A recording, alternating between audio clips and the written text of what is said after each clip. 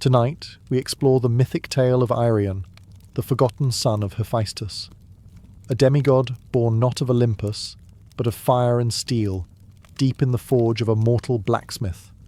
His task? Steal the eternal flame from Mount Olympus itself, to reignite the dying hearths of humanity. But what stood in his way was no simple quest. A three-headed guardian of the underworld, a jealous god in winged sandals, and a storm-summoning oracle who foresaw only one ending, Arion's death.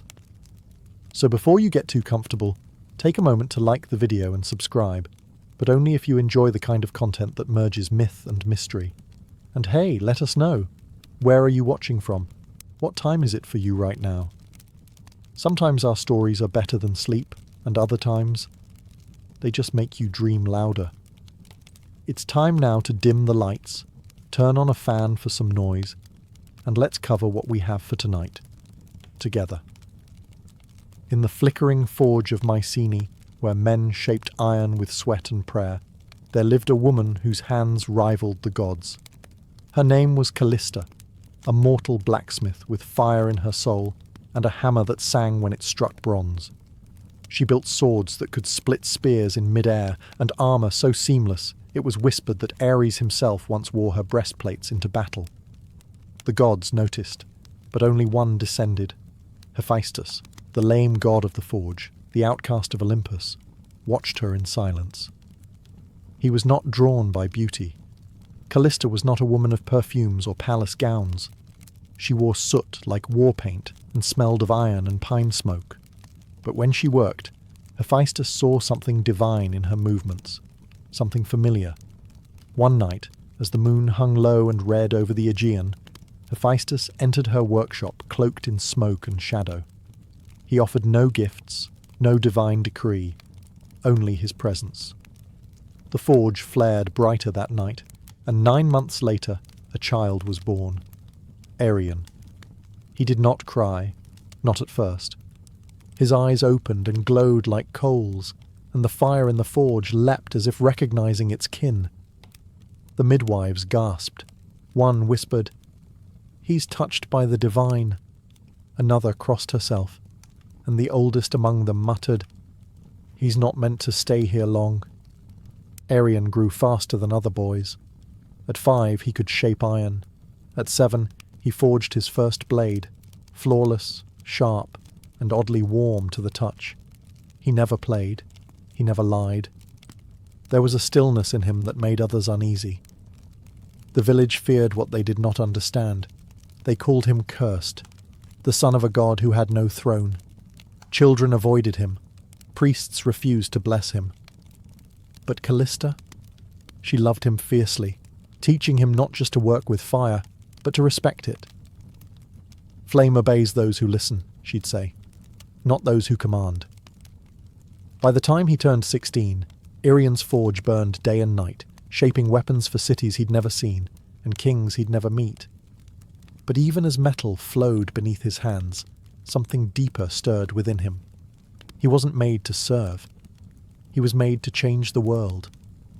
Long ago, the eternal flame had been a gift, stolen from the heavens, defied into existence by Prometheus himself. It was fire not just for warmth, but for thought, art, creation.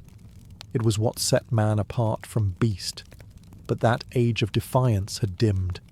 Humanity no longer remembered the debt it owed the gods, and the gods in turn had turned their backs on mankind. It began slowly. Hearths that once glowed without fail began to flicker out. Forests grew colder. Storms stretched longer. Crops wilted in spring, and homes were filled with the breath of frost, even in high summer. Children shivered beside unlit chimneys. Old women murmured prayers into ashes that gave no heat. Priests spoke of punishment. Scholars blamed the stars. But across villages, towns, and empires, a different fear took root. Not that the world was ending, but that the gods had abandoned them. And they were right. High atop Mount Olympus, the gods had sealed away the last true flame, a spark kept alive only in the divine brazier, untouched by mortal hand for centuries. No god dared share it again. They feared man's rebellion, feared what Prometheus had begun. They told themselves, let them suffer. They must remember their place. But not all gods agreed. In hidden corners of the world, whispers stirred. Dryads spoke of a boy born of flame. Nymphs saw sparks dancing in a boy's eyes from Mycenae. The winds carried a name, Irion. In the cold chambers of Delphi, the oracle dreamed of fire, walking on two legs, lighting cities with its footsteps. And in the depths of forgotten temples, dying candles sputtered back to life at the sound of a blacksmith's hammer striking anvil. Irion had no idea. He only knew the iron was growing harder to shape, that the flames in his forge required more breath, that the warmth that once came easily was slipping away. But the world had begun to watch. Gods both old and silent had turned their gaze to Mycenae. The divine brazier atop Olympus, though shielded in marble and guarded by fate, flickered for the first time in an age, responding not to a god, but to a boy born of fire and sorrow. And deep within him, something began to glow. Delphi was dying. Once the centre of divine council, where kings and warriors climbed stone paths to seek Apollo's voice, now it stood quiet, its columns cracked and overgrown, its sacred springs reduced to mist. But one voice still lingered, buried deep within the mountain's breath. The oracle. Irion arrived in silence. No one greeted him at the gates. The torches lining the temple had long since gone out. Ivy clung to broken altars like fingers, unwilling to let go of lost faith. Thunder growled in the clouds above, not of rain, but of something older. Watching. He descended into the hollow chamber where generations before him had once wept and begged. There, seated atop a crumbling stone throne, was the oracle. She was draped in violet robes, skin pale like ash, eyes blind but blazing with storms. Before he could speak, she inhaled sharply, like a flame being pulled back into a lantern. "Irion," she hissed, though no name had been spoken. He said nothing. "You will climb the mountain. You will take the flame. And you will die." Her voice cracked like a whip through the stillness. He didn't flinch. He had heard stories of oracles, their riddles wrapped in poetry and metaphor. But this wasn't a prophecy. It was a sentence. She rose slowly, limbs moving like smoke caught in wind. "The gods will oppose you. The world will demand your failure. The flame, what you seek, it does not belong to mortals. It was stolen once, and the price was eternity in chains." Irion stepped forward, fists clenched. "So let me pay the price." A long silence followed. Then, laughter, not cruel but tired, the sound of someone who had seen too many stories end the same way. "You already are," she whispered. The room grew dark. The thunder outside crescendoed. The air pulsed with something old, something primal. Then, just as suddenly, everything went still. The oracle slumped back into her seat. Her mouth opened, but only smoke escaped. Her prophecy was done. And though Irion left without another word, her vision followed him.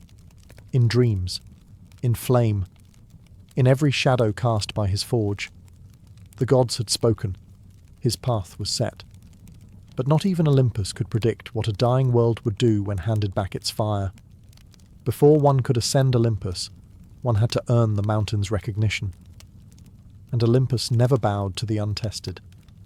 Legends whispered that the base of the mountain was not stone or snow, but soul.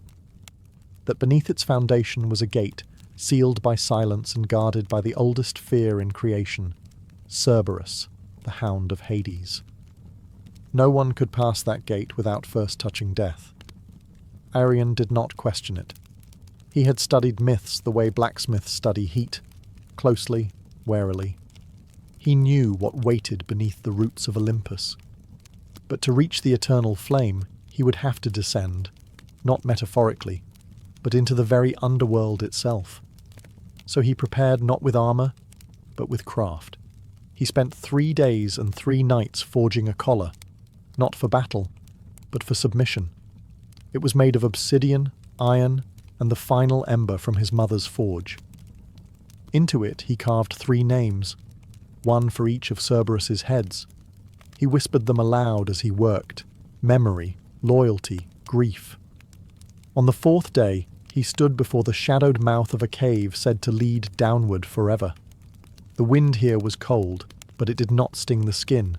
It scraped the soul, and the air smelled not of rot, but of forgotten prayers. He entered. Deeper and deeper he walked, past bones that glowed faintly in the dark, past torches that lit themselves without flame, until he heard it, the breathing, slow, massive, layered, like 3 storms dreaming in unison. Cerberus. He stepped into the clearing and found the beast sleeping on a bed of ash and bone, each head twitching in a different rhythm. Its fur was blacker than absence.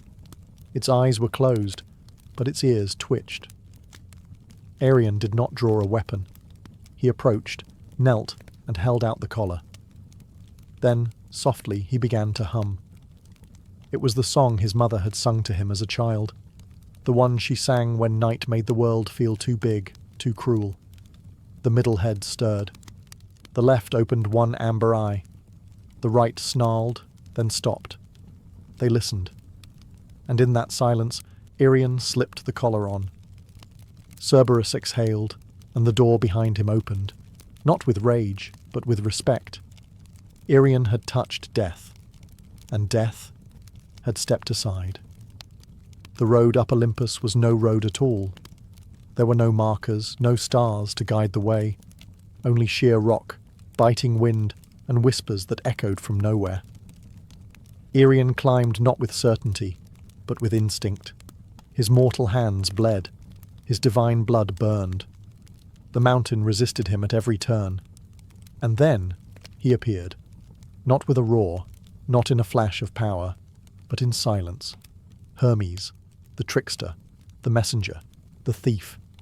He stood on a ledge ahead, dressed like a traveller, cloak loose, sandals laced with feathers, eyes sharp as broken glass. A crooked grin danced across his lips. "Well," he said, spinning a coin between his fingers, "I thought you'd be taller." Arion didn't stop climbing. "I know why you're here," Hermes continued, walking casually beside him without ever lifting a foot. "You want to bring fire back to the mortals. Sweet, noble, stupid." Arion paused. "Then stop me." Hermes chuckled. "Stop you? Oh no. I'm not here to fight you. I'm here to make sure you understand the deal. You're walking into the heart of Olympus, into the gods' vault, into a story that isn't yours to tell. And yet," Arion replied, "here I am." That smile faded slightly. "You're trying to restore a balance that was broken for a reason," Hermes said. "The flame was a gift, once, a mistake, and now the gods guard it like a dragon guards gold. Not because it's precious, but because it's dangerous." Arion stared at him. "Then they've forgotten what danger looks like." For the first time, Hermes' expression soured. The air around them shifted. The coin in his hand vanished. His wings twitched. "You think you're Prometheus," he said, voice cold. "But you're not even a flicker compared to him." "I'm not trying to be him," Arion answered. "I'm trying to finish what he started." Hermes stepped forward, pressed 2 fingers to Arion's chest. "Then here's my gift." Pain surged. It wasn't physical. It was deeper. A thread inside him twisted, turned. "The fire you seek," Hermes whispered, "will burn everything you are." Then he vanished. The mountain groaned. Thunder rolled. A storm had begun, not of rain, but of consequence. And Arion climbed higher, cursed, but unshaken. The curse settled into Arion's chest like frost in the lungs. At first, it was subtle, a tightening when he breathed, a dull heat beneath his skin. But the higher he climbed, the more it bit into him. Not like a wound, more like erosion. Piece by piece, the man was being scraped away, leaving something raw behind.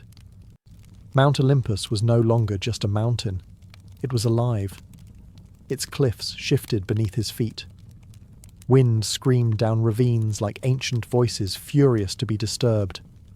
The higher he rose, the less mortal the world became. Trees stopped growing. Birds stopped singing.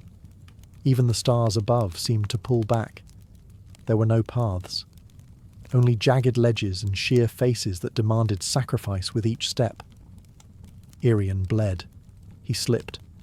Once, he nearly fell to his death, but a sudden flash of heat from within his chest steadied him. It was as if the flame Hermes spoke of, the one that would burn him, had begun to awaken. But he kept climbing, because every time he faltered, he thought of the dying hearths, the cold villages, the children huddled in darkness. He thought of his mother, hands blistered, still forging warmth for a world forgetting what warmth meant. And still, Olympus offered no mercy. Storm clouds gathered above. Lightning danced along the ridge like gods pacing in frustration. He could feel their eyes now, watching, judging, waiting for him to fall. But it wasn't just the mountain fighting him. It was Olympus itself. He passed ancient ruins carved into the stone, temples long abandoned by faith, their altars cracked, their gods forgotten. Statues of Athena with eyes chipped out, columns of Zeus split by time and silence. Irian realized something no one else had dared to say aloud. The gods weren't powerful anymore. They were afraid that a mortal might bring the fire back without their permission, that someone not born in their halls might carry the light that once defined Olympus, and in that fear they threw their worst at him. Ice, thunder, visions, voices, but he climbed. With hands torn and heart smouldering, he rose above the clouds, and in the distance, lit not by sun, but by divine flame. He saw it, the brazier, burning, waiting. It was not what he expected.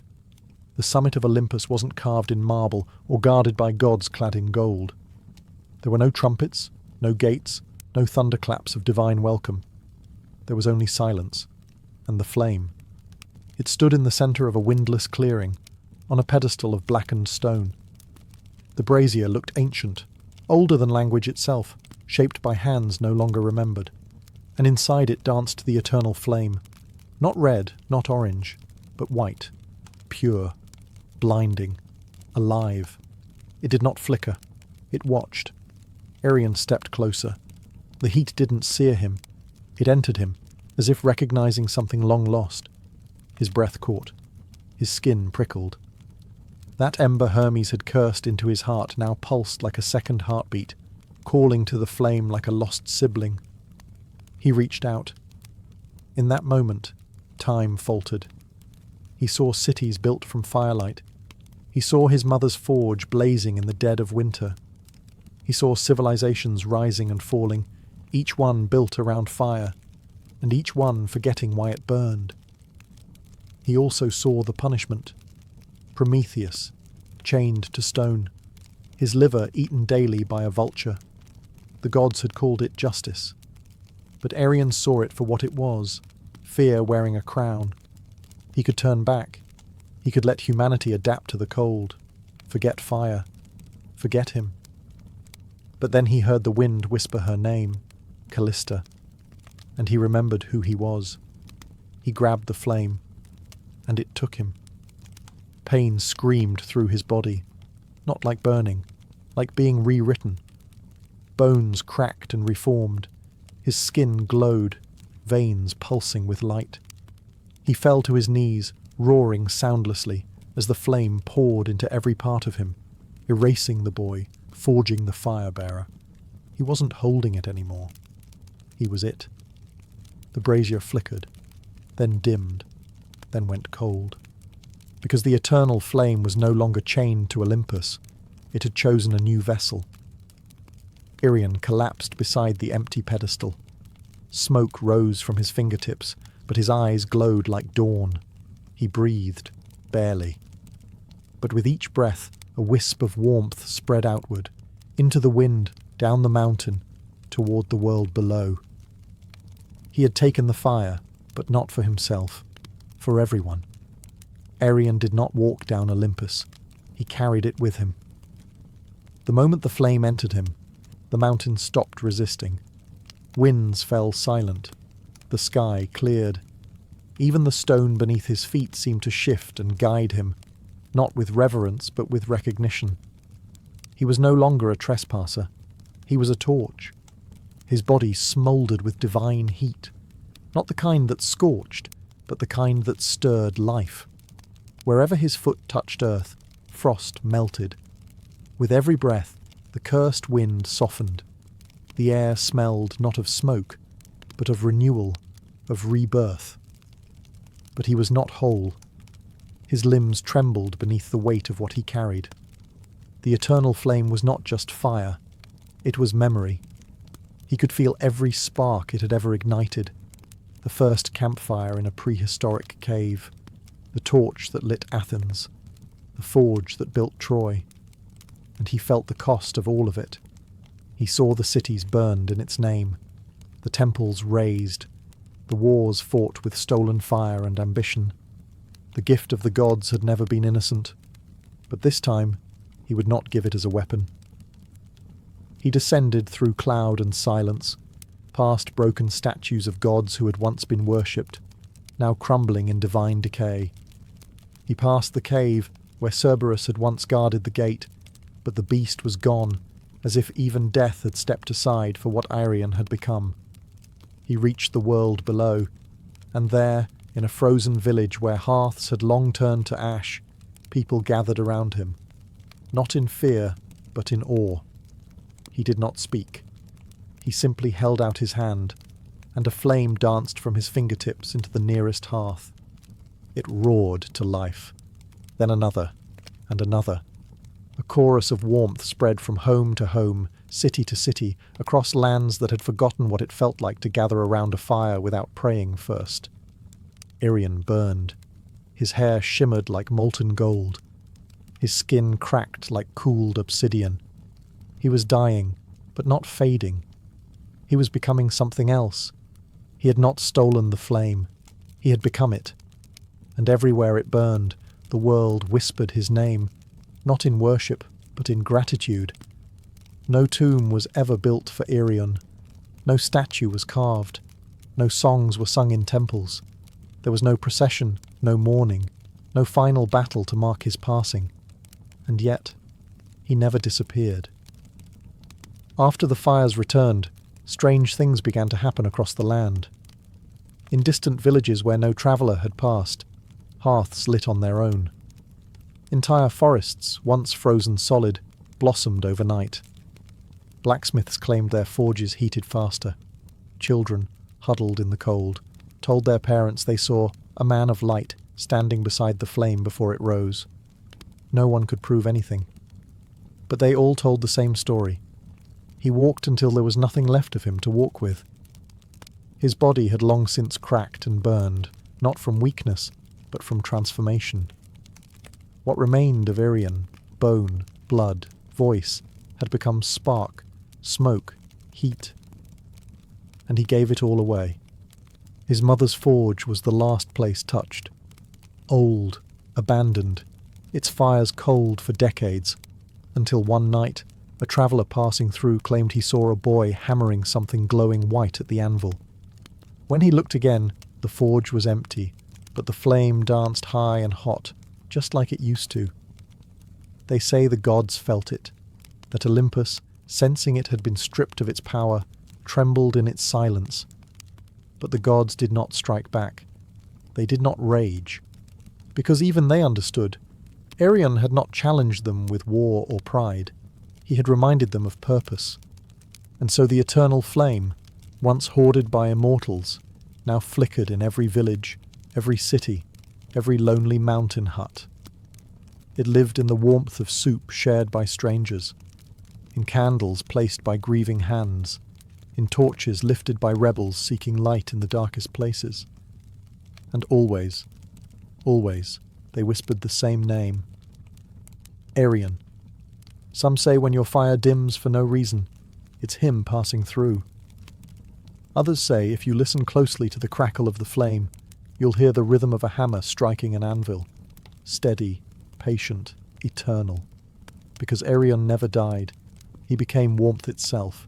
Not a god, not a hero, just a boy who gave up everything to help the world remember how to glow again. In the land of Sparta, where boys were taught to fight before they could speak, and honour was carved in bone, women were no less fierce. Among them was one whose name echoed through the marble halls like the clash of steel. Leonthe, daughter of Commander Adrastos. She was born during a blood-red eclipse, as omens howled over the city. Midwives whispered that she came from Ares himself. By age 12, she had bested her brothers in the wrestling ring. By 16, she had led a hunting party into the Taygetus Mountains and returned with 3 wild boars tied behind her chariot. Leonthe was not just respected, she was feared. She walked through the Spartan agora with a straight spine and quiet steps. Men lowered their eyes. Women watched her with a strange mix of envy and awe. She rarely spoke unless spoken to, and her words were chosen like arrows, never wasted. But there was something in her that few noticed. When she removed her armour at night, when the torches dimmed and the world outside fell away, Leonthe would stare at the stars, not with a warrior's challenge, but with wonder. There was a softness buried in her, one that battle could not scorch, a yearning, not for marriage, not for conquest, but for something else, something the Spartan code had no name for. Peace, magic, mystery. She never said. What she knew was this. Every full moon, when the city slowed and the warriors slept, her body pulled her toward the cliffs above the river Eurotas. She would leave behind her spear, her cuirass, her reputation, and become just a woman wandering beneath the stars. Alone. The world, she thought, must be bigger than Sparta, bigger than swords and pride. She felt it in her blood, like music she couldn't hear, but knew was playing somewhere.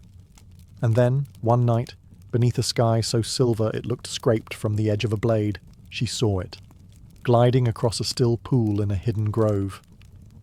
A swan, unmoving, watching her, moonlight rippling on its back. Beautiful in a way no war song had ever been.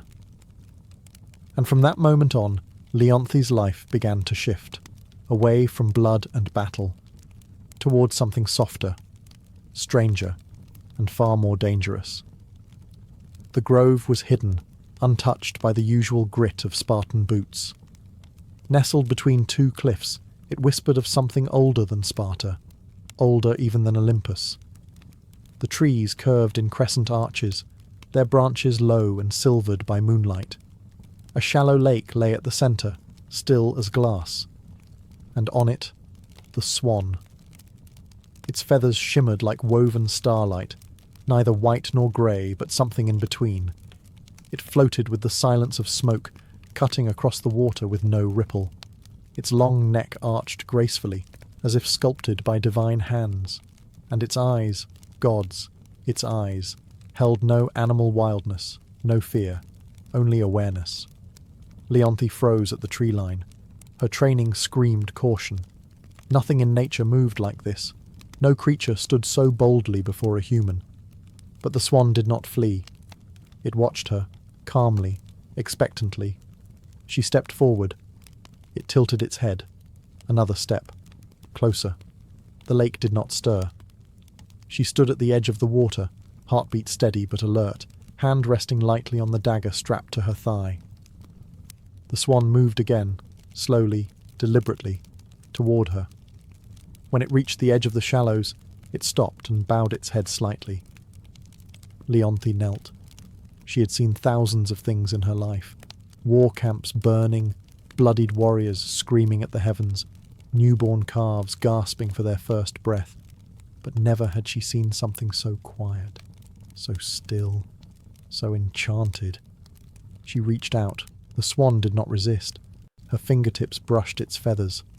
warm, unnaturally warm, as though its body burned with sunlight instead of blood. A feeling stirred in her chest, not fear, not fascination, something older, something she didn't know she'd been missing until that very moment. Connection. The swan blinked once and turned away, gliding back into the centre of the lake. Leonti remained kneeling, watching it, unsure what had just begun, but certain it was no accident. The next full moon, she returned. So did the swan, and again, the next month, and the next. No words, no promises, just presence, a ritual born of silence and gravity. By the time autumn settled on the hills, Leonti no longer questioned why. She just knew the swan would be waiting, and her world would never be the same. Seasons turned, leaves reddened, fell, and grew again. The wars continued far below the hills, but in that moonlit grove, time stood still. Only the full moons mattered now. Only those nights. Leonti had once measured her worth in battle scars, victories, and commands followed without hesitation. But now, something softer guided her. Something far older than Spartan law. Each month, she returned to the grove with offerings, fresh figs, soft linens, carved trinkets from olive wood. The swan never ate, never acknowledged the gifts. Yet Leonti continued, drawn by an instinct she couldn't explain. The swan was always waiting. It met her at the edge of the water, dipped its head gently, then glided by her side. Sometimes it circled her. Sometimes it simply stood beside her on the shore, its warmth bleeding into the air around it like a hidden sun. She began to speak, not like a soldier, but like a woman who had never been heard before. She spoke of her father's coldness, of how victory never filled the empty space in her chest, of the nights she stared at the sky, wondering if there was more than sword and soil. The swan said nothing, but it listened. She could feel it. Its stillness wasn't silence. It was attention. The kind mortals never gave. The kind no commander, no suitor, no friend had ever offered her. Over time, she stopped feeling alone. She braided her hair before each visit, smoothed her robes, sat beside the swan for hours, shoulder touching wing, saying little, yet feeling more than she'd ever felt in a Spartan palace or battlefield. And still, the swan never fled, never aged, never changed. She should have been afraid. There were stories of gods taking animal form to lure mortals into ruin, stories of punishments for those who loved the divine. But Leonti didn't believe in stories anymore. She believed in the way her hand fit perfectly along the curve of the swan's neck, in the way it bowed its head when she sang quietly into the night, in the way it seemed to wait for her, need her. No words, no promises. But in their silence, something ancient took root, and though she didn't speak the word, not even to herself, Leonti knew what it was. Love. The swan was not born of earth. Its wings had once stretched across the sky. Its fingers had played the lyre that made the sun rise. Its name had once been whispered in temples, carved in marble, and shouted in song. Apollo, god of light, of music, of prophecy, now silent, feathered, bound. Long before Leonti was born, Apollo had committed a sin in the eyes of Olympus. He had defied Zeus, not with blade or rebellion, but with truth. He had spoken against his father's punishments, against the cruelty passed down from throne to world, against the silence demanded by power. For this, Zeus did not kill him. He unmade him, a spell cast in fury, more curse than justice. Apollo was stripped of his form, his voice, his divinity, forced into the body of a swan, not to teach him humility, but to remind him he could glow like the sun and still be caged by shadow. The curse was crueler still. There was one condition. If a mortal ever discovered his true identity, the transformation would become permanent. And so Apollo waited. Years. centuries, lifetimes, floating on lakes, hiding beneath stars, watching mortals forget his temples, forget his hymns, watching the world grow colder as the gods withdrew, until Leonthe. Her presence cracked something inside him, something buried so deep even Olympus had forgotten it existed. Hope. He never meant to be seen, never meant to stay, but she returned, again and again, and her voice when she spoke to him in the glade, was the only thing that made the fire inside him flicker again. She was not a priestess, not a nymph, not a chosen oracle. She was a warrior with hands that knew only weapons, a woman hardened by loss and trained to feel nothing. And yet, she saw him. She treated him not as a symbol or a threat, but as something sacred, something worth waiting for. He dared not speak, dared not reveal his name. But in the tilt of his head, in the stillness of his body, he answered every question she never asked. And slowly, impossibly, he loved her back. In Sparta, solitude was respected, but not for too long. Leonthe's absence did not go unnoticed. Each full moon, she slipped away from the barracks, from the training fields, from the watchful eyes of commanders and kin. At first, none questioned her. She was Leonthe, untouchable, unshakable, the warrior whose loyalty was carved into every scar. But Sparta thrived on order, on discipline, and love, especially the hidden kind, was a foreign thing in a city built on control. Whispers began. She wanders. She speaks less in council. She trains, but her strikes lack venom. It was true. Leonthe had changed. Her movements were still sharp, but no longer cruel. Her voice no longer cut. And something in her eyes softened. Some nights she smiled to herself, as if holding a secret the gods themselves couldn't steal. Her father noticed first. Commander Adrastos, a man whose face bore no softness, whose daughters were meant to lead men, not follow feelings. He summoned her one evening, under the guise of strategy. But when the chamber emptied, he spoke plainly. "What keeps you from sleep?" Leonthe offered no answer. His voice darkened. "Do not forget who you are." But she already had, at least the version of herself that Sparta had moulded. What the city had built in stone, the swan had touched with water. And Leonthe found herself unwilling to return to who she'd been. Still, Sparta watched. A patrol once followed her out beyond the walls, tracing her steps toward the cliffs. They lost her near the olive groves. She was too skilled to be shadowed, but it was enough. Enough to birth suspicion.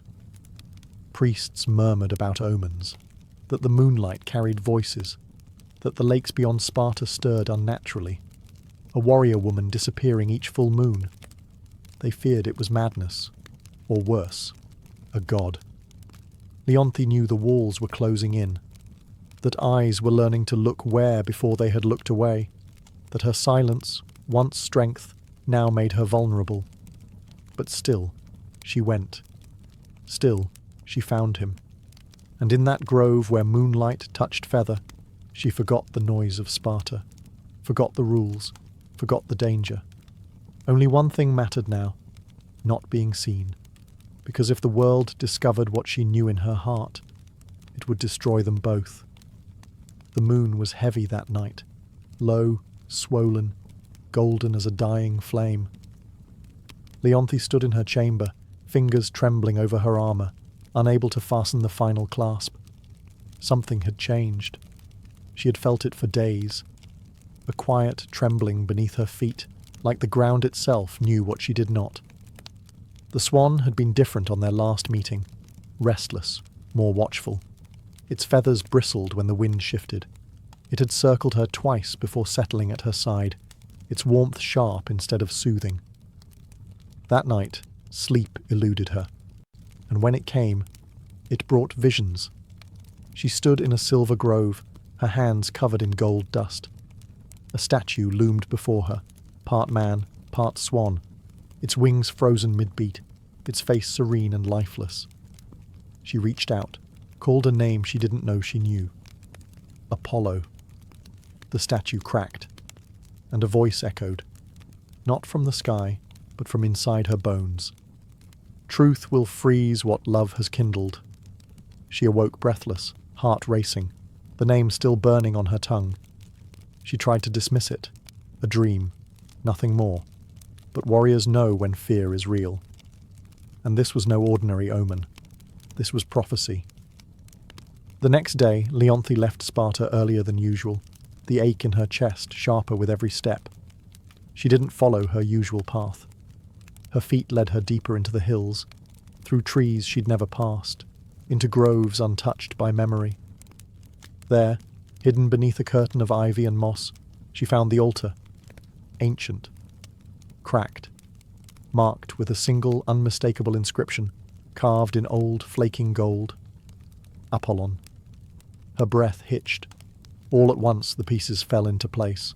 The warmth of the swan, its listening gaze, the dreams, the curse in her bones, the reason it had always come during the full moon. He wasn't just enchanted. He was a god. Her god. And she had broken something. She stumbled back, the sound of feathers behind her. The swan had followed her, silent, as always. But its stillness no longer comforted her. It was watching, sadly, softly, as if it already knew, as if the truth had arrived, and so had the end. The grove was no longer still. The air pulsed, slow and deep, like the breath of something ancient stirring in its sleep. Moonlight trembled on the surface of the lake. The trees leaned in, silent witnesses to the unravelling of a secret that had survived centuries. Leonthe stood frozen before the altar. The name, Apollo, still echoed in her mind like a spear striking stone. She turned, slowly, as if doing so would unmake the truth. But it was too late. The swan was there, not gliding, not graceful, just standing, watching. Its feathers no longer shimmered, its glow dimmed, flickering like a dying flame. Leonthe stepped toward it, her lips parted, unsure what to say, unsure if anything could be said. "I know," she whispered. The wind stilled. A single feather drifted from the swan's back, falling slowly, silently, before vanishing into dust the moment it touched the altar. And then the change began. The swan's neck arched, not in grace, but in agony. Its body trembled. Feathers unravelled into streams of gold and light, wings bent into arms, webbed feet split into toes that dug into the earth, and where the swan had stood, now knelt a man, naked, radiant, broken, Apollo. His hair shimmered like the sky at dawn. His skin glowed faintly, like embers beneath marble. But his eyes were dimmed by sorrow, by inevitability. Leonthe stepped back, hand to her mouth. She had loved him in silence, and now silence had become unbearable. He tried to speak, but the curse had not fully lifted. His voice cracked like thunder in a storm too old to name. "You weren't supposed to know," he said at last, voice barely more than wind. It was the only rule. She fell to her knees beside him, tears cutting down her warrior's face like rivers through mountain stone. "I didn't mean to," she whispered. He smiled then, just once, a god's smile. Not of joy, but of farewell. "I know." And with that, the ground beneath them shuddered. A soundless quake. A divine sentence passed without mercy. His glow faded. His skin hardened. His limbs stiffened mid-reach. Apollo was turning to stone, and Leonthe could only watch as love became legend. The moment the name was spoken, the curse began its final work. Apollo's body, once fluid with divinity, now stiffened inch by inch. The light beneath his skin dulled like cooling metal. His golden hair lost its luster, hardening into marble threads as the final phase of Zeus's punishment took hold. There would be no forgiveness, no reprieve. Leonthe grasped his hands, still warm, still trembling, but she could feel it, the stone creeping like frost over flesh. His fingers curled around hers one last time before they stopped moving altogether. She shook her head. No, this can't be how it ends. But the curse didn't listen. It had waited centuries in silence, patient and cruel. Apollo's chest rose once more, and then didn't. His wings, half-formed behind his shoulders, froze mid-fold. His knees, bent in grief, locked in place. His face, still beautiful, still kind, was caught between love and pain, his eyes open, but unseeing. And then, silence. A quiet deeper than any battlefield, deeper than the moments before the charge. This was not the silence of peace, but of loss, of something sacred shattered. Leonthe knelt there, forehead pressed to his now cold hand, a hand that once cradled stars, now nothing more than stone. Her tears slid down the side of his marble fingers and fell to the earth, one after another, slow and steady as a funeral march. The grove dimmed. Even the moon, so often bright and watchful, seemed to draw back behind a veil of cloud. No lightning came, no god appeared, because the punishment was done. Zeus had spoken.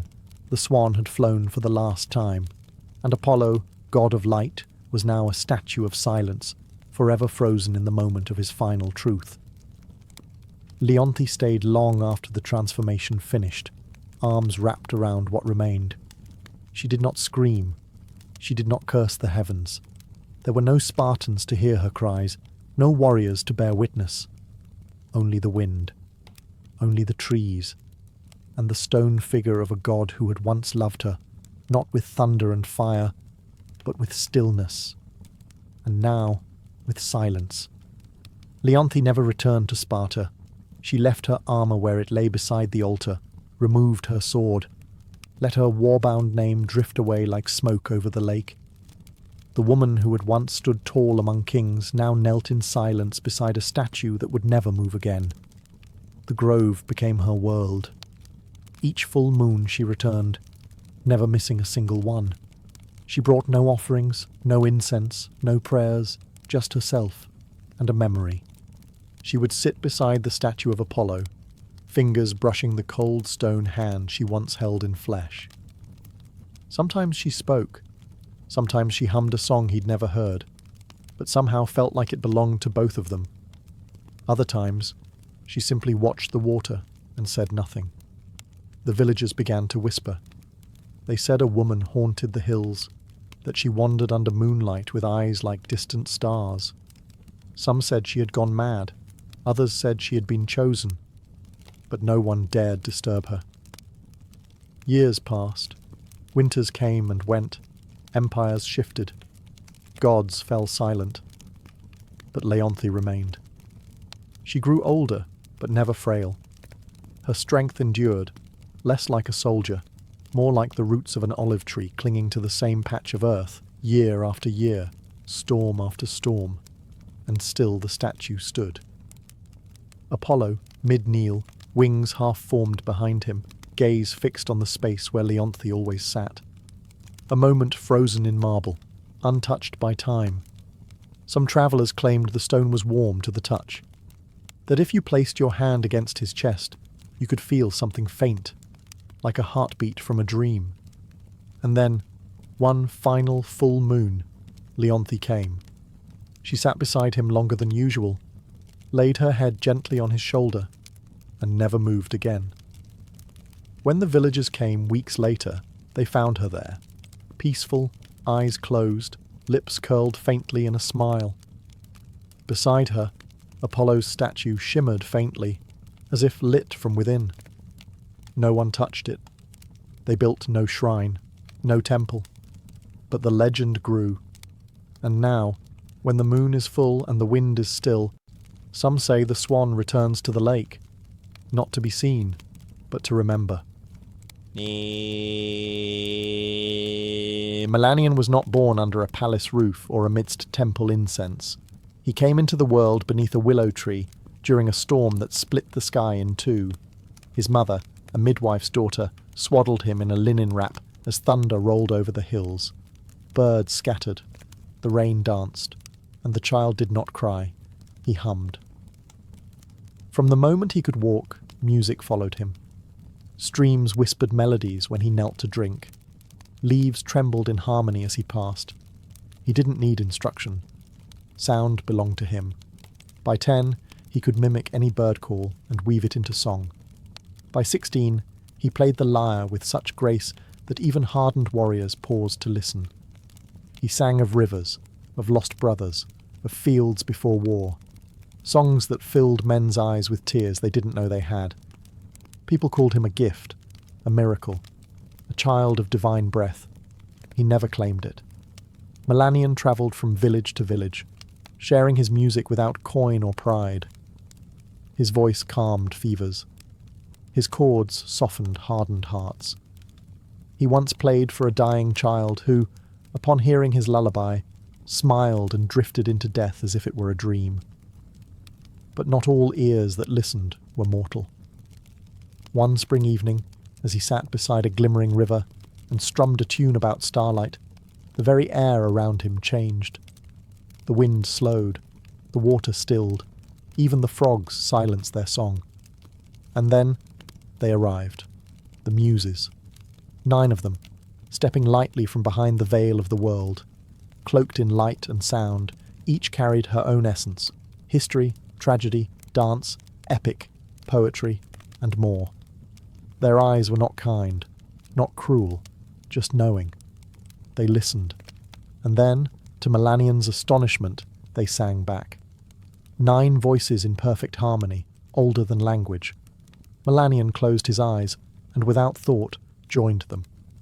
His voice didn't echo theirs, it evolved them. When the last note fell into silence, even the stars seemed closer.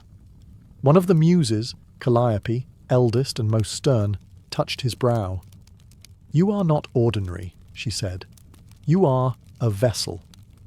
And thus began the legend of Melanion, the bard whose voice would shake the heavens. From that night on, Melanion was no longer just a gifted mortal. He was touched, marked, whispered about. The Muses had chosen him. In the quiet folds of Mount Helicon, where few dared to tread, they invited him into their sacred circle.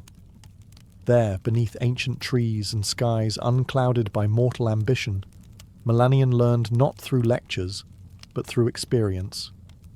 Calliope, muse of epic, taught him how to bend a story into sound. Clio whispered the histories of nations into his ears as he slept. Terpsichore danced barefoot through leaves while he played beside her, his fingers learning the rhythm of wind and body. Euterpe laid her flute across his palm and said only, "Listen." And he did.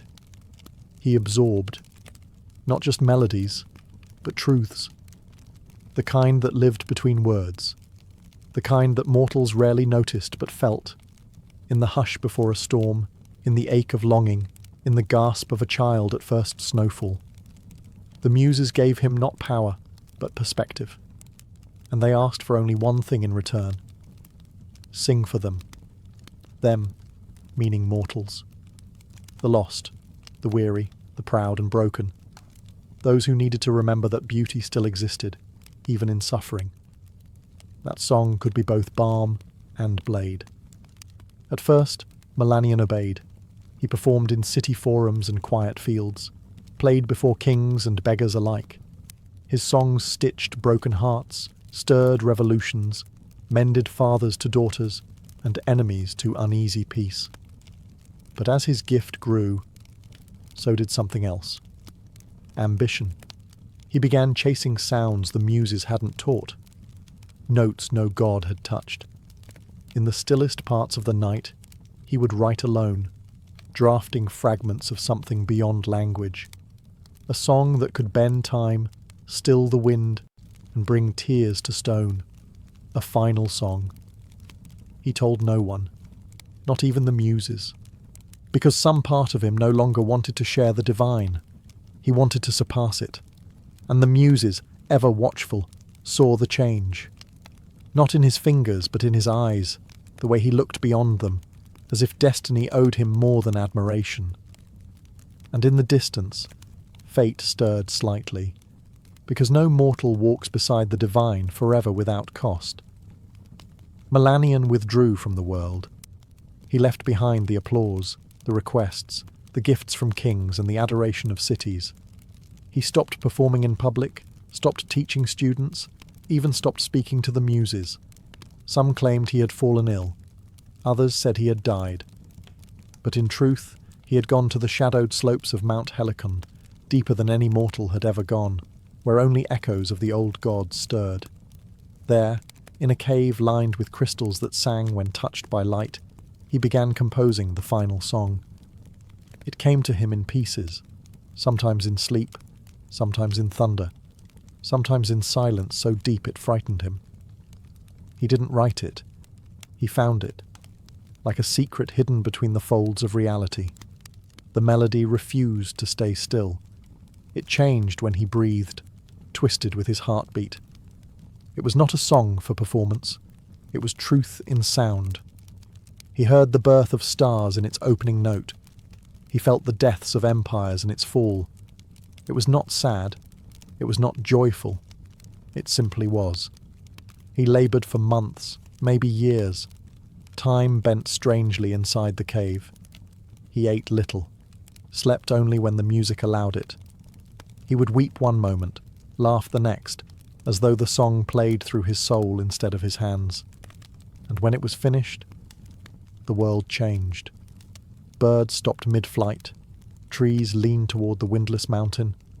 Streams went quiet. The sky itself held its breath.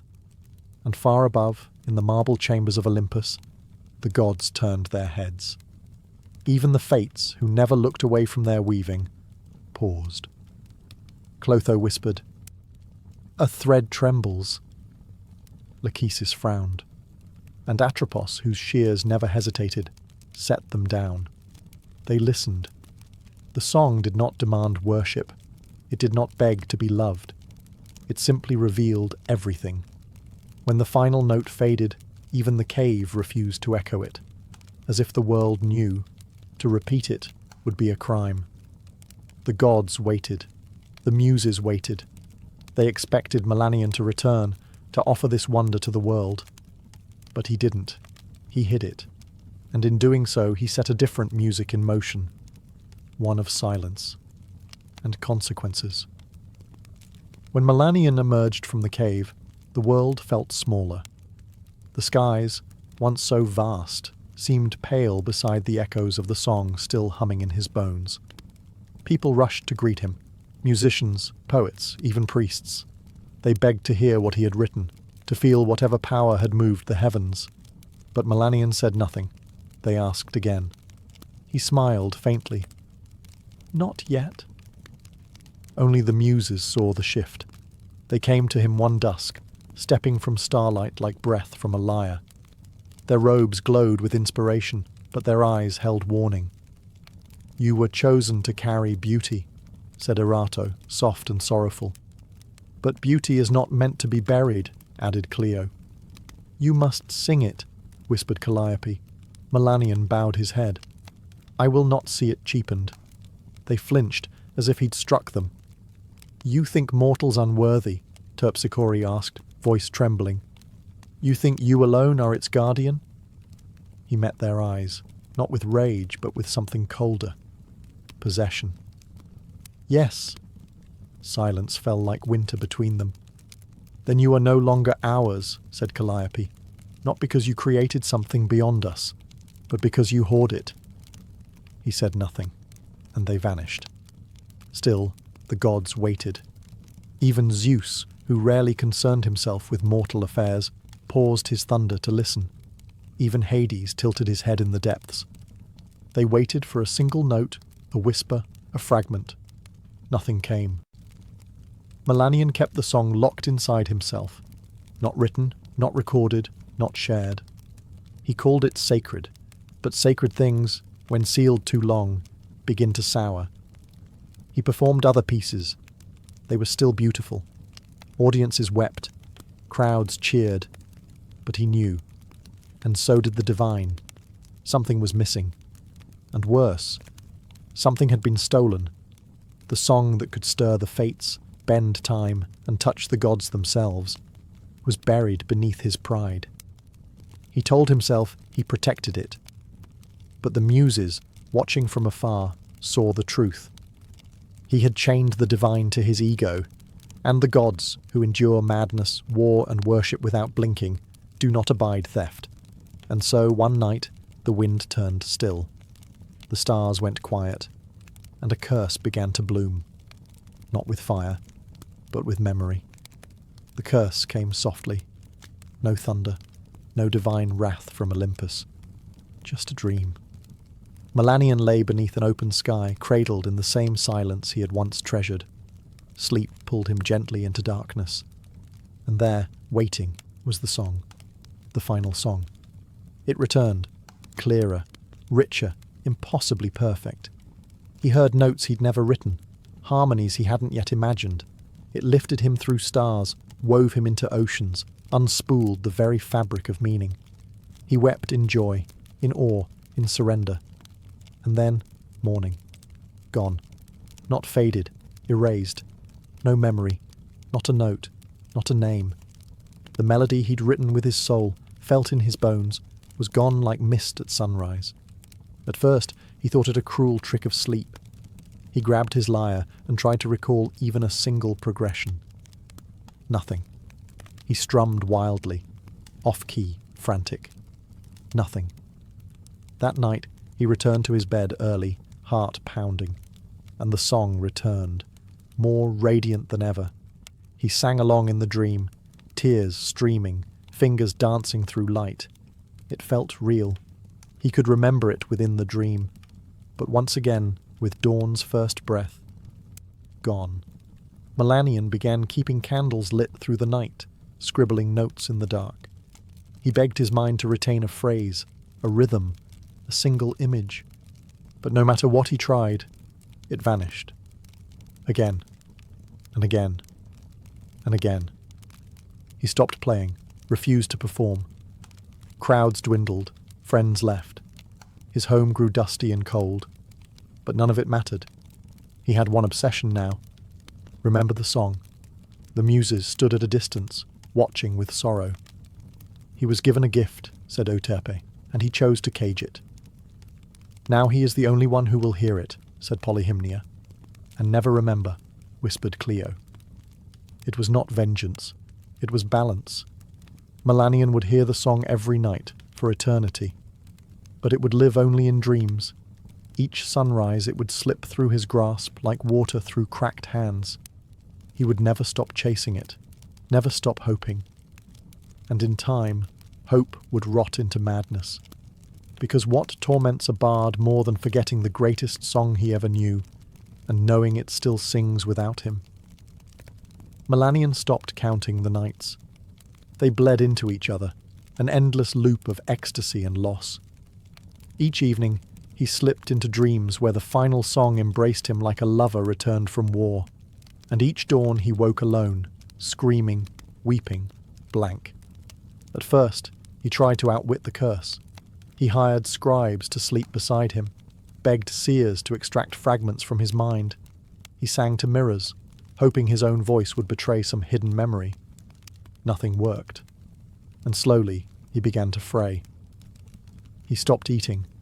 His robes hung from a body gone hollow. His fingers trembled when he reached for his lyre, the same instrument he once cradled like a child. Strings snapped under his shaking hands. He didn't fix them. He didn't need them anymore. Because in sleep, the music still came. It became his only purpose, the only place he felt whole. And waking became a punishment. He cursed the sun, smashed his windows, sealed himself in a room with no light. But still the song left with the morning. When he emerged, he no longer resembled a bard. He was wild-eyed, gaunt, his once golden voice now raw from nights of desperate humming. He wandered from village to village like a beggar, not for coin, but for memory. "Have you heard it?" he'd ask strangers. "The song with no beginning and no end? Have you heard it in your sleep?" People pitied him at first, then feared him. Some threw stones, others fled. He began to sing fragments in the streets, random frantic bursts of melody. They made no sense to others, but to him, they were clues, keys, pieces of a shattered mirror he could almost reassemble, but every time it slipped through his fingers. He laughed when he failed, then cried, then laughed again, and every night the song came back, shimmering, whole, just out of reach. The muses watched, not with anger, with mourning. He had once been their finest vessel. Now he was a cracked jar, overflowing only when no one could hear. And in that descent, the song he'd hoarded became the thing that unravelled him. Not with fire, not with wrath, but with silence. Melanion no longer lived in the world. His body walked through it, yes, but his mind was elsewhere, caught between dreams and daylight, past and present, a song only he could hear, and only when it was too late to hold. He wandered barefoot through cities that once hosted him like royalty. Children who once sat at his feet now ran from his shadow. His name, once sung in praise, became a warning. Don't end up like Melanion. He slept where he could, under trees, in empty chapels, sometimes in the doorways of inns whose keepers once begged for his presence. He no longer asked for food, only a place to rest, only the dream. The curse never failed. Each night, he fell asleep with trembling hope, and the final song returned, whole, alive, a perfect ghost, and each morning he woke to forgetting. The cruelty wasn't in the silence, it was in the memory of sound. He remembered that he had heard something transcendent, that it had meant everything. But he could no longer remember why. He began speaking to shadows, to trees, to the stars. Sometimes he would sing to strangers, and demand they sing back, convinced the melody was hiding in someone else's throat. Once, he believed a child had hummed it in passing. He followed the family across 2 villages before collapsing in the dust, begging the boy to sing again. But the sound had been something else, something ordinary. He wept for hours, and still, each night, the song returned, taunting, embracing, divine. He tried to hum it as he dreamed, tried to wake mid-melody, but the curse was clever. He could not move within the dream. He could not record it, write it, carry it, only hear it. And when he woke, emptiness. Some who saw him said he still hummed in his sleep, that if you placed your ear near his mouth at midnight, you could hear a music unlike any other. But only then, only in darkness. The muses no longer came. The gods stopped watching. And Melanion, once the voice of the world, now wandered like an echo of a song the world could no longer remember, and he could no longer forget. Melanion had grown thin as twilight. His skin, once kissed by golden light, was now pale and paper-thin. His voice, what remained of it, was hoarse from years of whispers and wandering. He no longer searched for food, shelter, or even the song. He simply walked. One evening, he reached a cliff overlooking the sea. It was quiet there. No towns, no roads, no curious eyes, just the wind, the waves, and the stars slowly rising in the deepening blue. He sat, curled against a stone, the sea breeze tangling what remained of his hair. He didn't weep. He didn't sing. He simply closed his eyes, and the dream came again. But this time, something was different. There was no delay, no mist to wade through, no struggle to hear. The final song was there from the beginning, full and clear. But it was not just sound. It was a place, a presence, a world built from music. Melanion stood within it, barefoot on chords that bent like grass, stars pulsing above in rhythm. The sky was a symphony. The wind sang in harmony. And he was not just hearing it. He was part of it. His own voice joined the song, and it did not tremble. It did not forget. It soared. He saw every note he had lost, every phrase he'd mourned. But now he understood. The song had never left him. It had grown without him. It had become more than his hands could hold. He was not its owner. He was its witness. And in that final dream, there was no sorrow, no shame, no punishment, only release. When the sun rose, Melanion did not stir. The wind lifted softly around his body, as if carrying away a final breath. A shepherd passing the cliffs found him later, peaceful, hands resting on his chest, as if cradling an invisible lyre. There was no scroll, no recording. But above him, high in the coastal sky, seabirds flew in strange formations, almost like they danced to something only they could hear. And the sea, for a moment, sang. Not in words, not in melody, but in something older than either. Something he had finally become. Melanion was buried beneath a lone olive tree near the cliff where he last slept. No priest performed the rites, no crowds gathered, just the shepherd who found him, and a few villagers who remembered the stories, faint echoes of the bard who once made the gods pause mid-breath. There was no monument, only silence. But silence has a way of amplifying truth. In the years that followed, strange things were whispered across the land. Travellers claimed that if you passed that cliff under a new moon, you might hear a melody in the wind, brief, fleeting, heartbreakingly beautiful. Not a full song, just a note, just enough to make you stop. Children began dreaming of music they'd never heard. Musicians would wake in the night with tears on their cheeks and no memory of why. And sometimes, when a bard sat alone at dusk with no audience, a sudden chord would form beneath their fingers, something not theirs, something perfect. They never remembered it by morning. The muses said nothing. They did not curse another bard. They did not reclaim the song, because they understood what Melanion had become. Not a warning, not a hero, but a vessel turned legend. A soul whose punishment was born not of cruelty, but of refusal, and whose redemption came not through sharing, but surrender. The final song was never written down. It was never performed in amphitheatres or temples. It does not exist in scroll or scripture, but it lives. In the quiet moments between sleep and waking, in the hush before a performer strums their first chord, in the way the sea sounds different when you're grieving. Melanion's song became part of the world itself, not to be remembered, but to be felt.